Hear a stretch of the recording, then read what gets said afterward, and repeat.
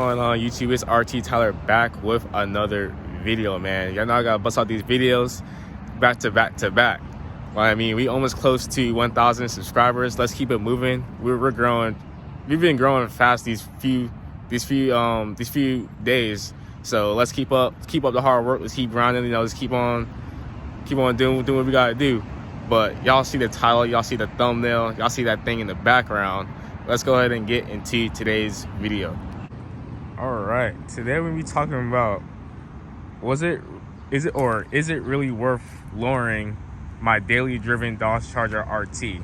As y'all probably know, in the last video or the video before that I did lower this car, and it's on Eibach lowering springs, and it lowered the front just over 1.5 inches. I think it's about 1.7 in the front and almost 2 inches in the rear. And y'all know these RTs, they sit high when they come from the factory. They sit so high from the factory, so that's why it lowers a little bit more in the back. I can see the red springs right there. Those are Eibachs, and I will leave the description for those in the description box below. But yeah, is it really worth lowering this thing for a daily driving purposes? As y'all can see, this is not even my first splitter on this thing as well. That's my second one. And funny enough, just last night, leaving the freaking parking garage, I chipped that piece off. So you gotta really be careful when lowering these things, and also when you put a front splitter on there too, because it's easy to mess up. It's so easy. But yeah, let's go ahead and get into the video, and let's see, is it really worth those few inches you got from the ground to the bumper? So let's go ahead and hop on in, and let's go ahead and get in. Now, there are some pros and cons to lowering your vehicle. Now, a pro is, look how mean and aggressive this thing sits. Like, people who see this thing from the front, or just passing by, they don't think it's a scat or something, just because how low it sits, just off right off the bat. And your ride quality does change when you lower the vehicle. It changes, I will say, tremendously. So you will have to take an effect, like say you want to travel with the car, say you want to travel with the car, right? Now you're going to another state that has different roads that you aren't used to, so you got to take that into effect as well. And I mean, we see this thing like from the back too. I got those 275s as well, so those tires look extra wide on the lowering springs too. It just looks so mean and aggressive, which is also why I lowered it. I want to change that wheel gap that it had before, because it was tremendous. It was outrageous, especially on those small tires that come from the factories on these RTs. It just don't look right. So yeah, we can talk about the ride quality, and also the cautiousness that you have to go through every day with driving these things. And just leaving this little spot I'm at, I'm actually glad I picked this spot, because this is actually a perfect example that I'm going to show y'all of how careful you got to be. Like, just let me stop the car. Look at that. That's a mean angle that I'm gonna have to go at to clear for this front, to accommodate for that front splitters in the front, and also just being lowered in general.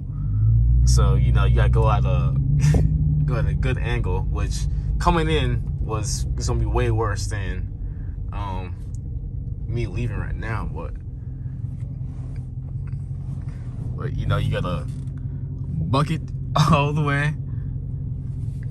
and then you try to take it slow, man. Taking it slow is key. Taking it slow and knowing your angles. That's really gonna be key. Throw back to when your teacher said you gotta learn about these angles. That right there is gonna come into the effect. But let's go ahead and get going. You're really gonna have to know your roads and what's coming up ahead, because I know up ahead there's some bad like bumps, so I know which lane to be in and how to go, and if I gotta be inside this lane, and how to approach it. See, man, South Carolina drivers piss me off, bro. Like it's coming up right here at this intersection. I know I gotta go at the angle, because that would have been bad right there if I just hit it straight on. I know I don't know if the camera picked it up too good, but just know that was a mean bump right there. And I'm actually showing y'all another terrible road entering the interstate that I'm about to get on as well. All right, y'all, we about to enter the interstate I was talking about, and it's about to be terrible. Y'all just watch. Y'all just watch, man. Good.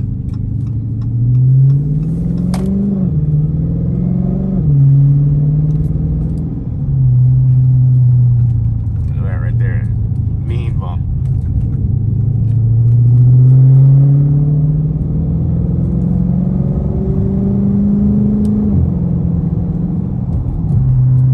Look at that right there. God. And it's not even finished yet. Y'all just watch. I'm trying to give y'all the best view as possible. But I know this like little patch of interstate right here is the worst, man. So if you're looking for something, you know, that has some like good ride quality and like will soak up a lot of the bumps, you're gonna have to spend that bag. You have to spend that bag to go with some airbags, so you can soak up a lot of those bumps and you can adjust the ride height and all that. If you're looking for, you know, that functionality. But I mean, in terms of good ride quality, these springs are not bad at all. For $350, it's really not that bad. And yeah, I do daily drive this car. But you know, when I need to, you know, go around a tight corner, or you know, I want to, you know, get active, then I can get active, and you know, hug those corners like how I want them to. Look at that right there. God, I just went over all those little potholes right there, and that would have been terrible. Which, I'm not trying to ruin my car for a video, but I was giving y'all like an idea of, you know, what you guys will possibly have to go through when lowering a car.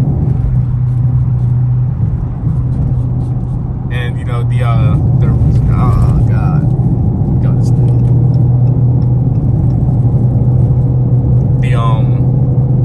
The ride quality is actually very different from obviously stock. And you know, when you go over like bumps like that you're already used to, you're gonna be like, wow, this car is actually, you know, handling that so much better than what I thought. And yeah, the back end's gonna be a little stiff. It doesn't give you, you know, that bounce around that your previous springs did. Which, I mean, it seems cool, but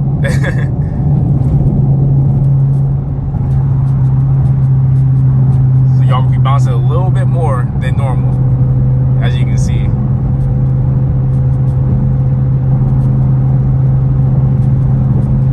I'm not shaking the camera at all. This is me just holding the camera straight as I can, you know, dealing with what I deal with on the highway.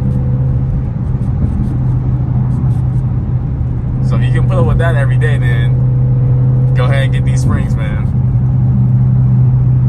And, you know, also while, you know, the car on the other side of you might think, man, that car looks good, you know, nice and clean build, no wheel gap, looks good going on the road. You know, you're getting compliments, but you know, you gotta sacrifice. These little dips on the side of the road is also you gotta deal with. And some of these things will just be like in random lanes. You can just aggravate it sometimes, but I'm giving y'all experience what I gotta go through sometimes. You know, you wanna be in that fast lane cruising, but you also gotta deal with stuff like this. Just random. And some of these things will like vibrate or shake the whole entire car.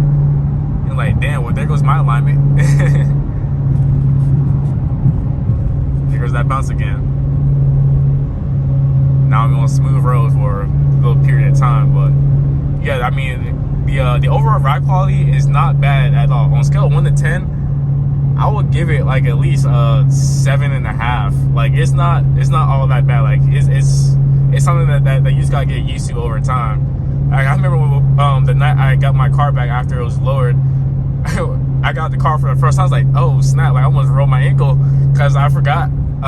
Like it just got lowered and how much shorter to the ground the car is going to be. So that also took some getting used to as well.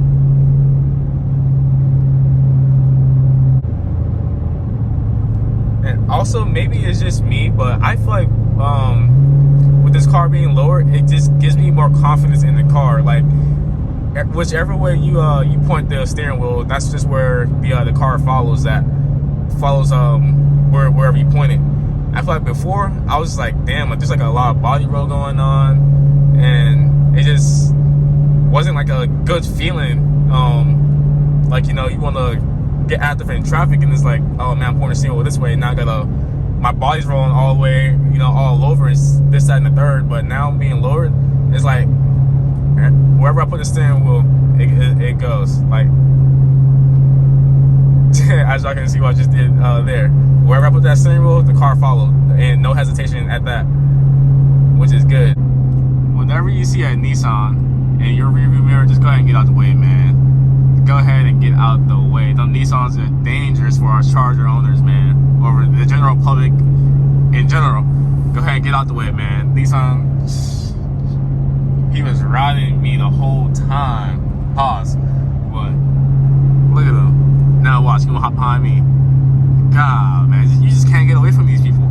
These people are menaces to society.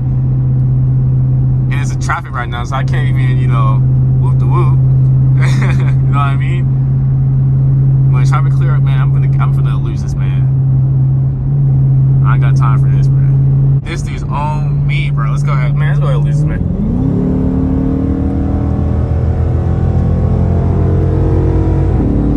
Bye-bye.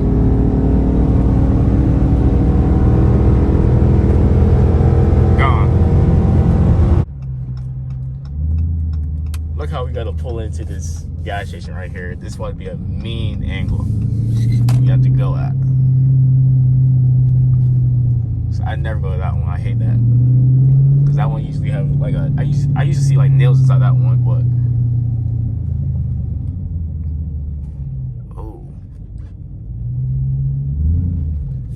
extra careful. It looks easier doing it on camera, but trust me, it is something you're gonna have to get very much used to, for real. Very, very used to. Y'all see this shit, right? You can't make this shit up, bro. You just absolutely cannot make this shit up. As I'm making the video, freaking tire in the freaking middle of the lane, took out the whole freaking side of the splitter right there, man. Can't make this shit up, bro. I swear.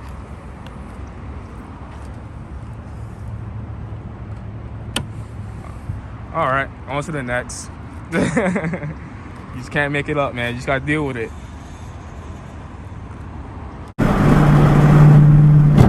Oh!